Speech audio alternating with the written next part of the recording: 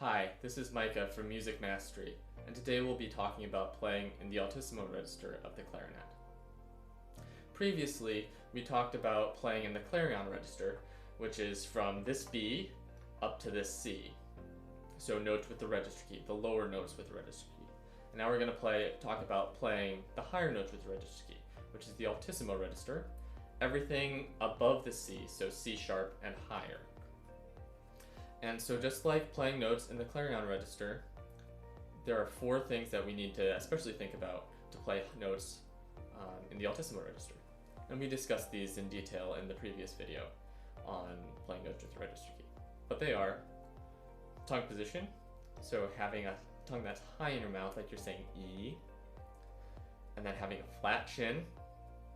The third is having lip pressure, pushing forward into the reed. And the fourth is having good air support at all times. So what are altissimo notes? Let's think about that with this little exercise. We're going to play a low C, and then we're going to intentionally squeak and see if we can make that happen. And as you're doing that, think about what you're doing to make the instrument squeak.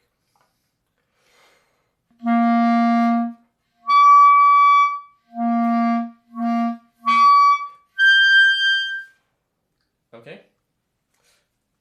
What did you do? What I did was I put a little bit more lip pressure forward into the reed, and I moved my tongue up a little bit. So by changing my voicing, my embouchure and my tongue height, I was able to get higher notes. So when we squeak, all we're doing is we're accidentally playing a note with the wrong voicing, and we play a different note. Okay? So playing in the Altissimo register, what we're doing is we're just learning to play those higher notes, or those squeaks, intentionally and more beautifully. For the Altissimo register, the fingerings often appear to be confusing, but they aren't too challenging once you realize what they actually are. So let me explain. Think of your chromatic scale from E up to A. Okay, so you have E, F, F sharp, G, G sharp, and A, right? And then your altissimo fingerings are almost the same for C sharp to F sharp. Okay, so it's C sharp, D, D sharp, E, F, F sharp. The only big differences are that you're raising your index finger when you play the altissimo notes, and then for notes above altissimo D, or D and above, you put down this pinky E flat key, and that moves the pitch a little bit higher so that it's not flat. So just like our register key helps us hit higher notes, raising this finger is like a register key, a second register key for the altissimo register.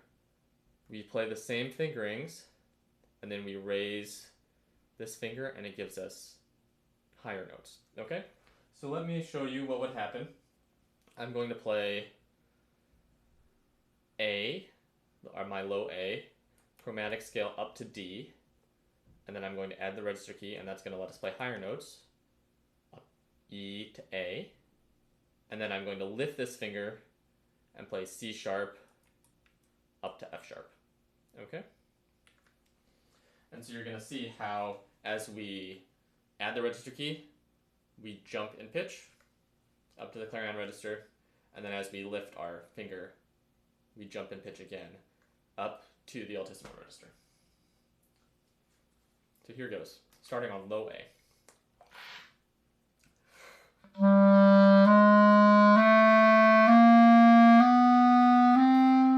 Now adding the register key.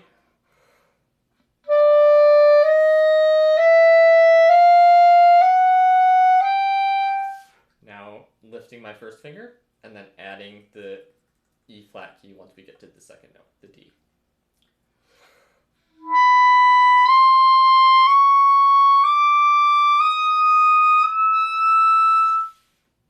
Okay? And there you have it. Another tip is that,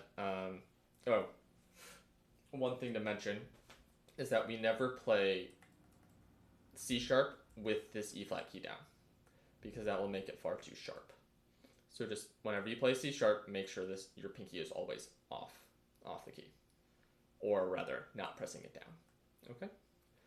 And then if your high notes are flat, you can add your right hand sliver key or banana key for notes that are F, high F, or higher. And there are many fingerings for these highest notes, say F sharp and higher. And I would encourage you to practice with a tuner as you practice these high notes, so that you know what notes are in tune and out of tune as you play these highest notes.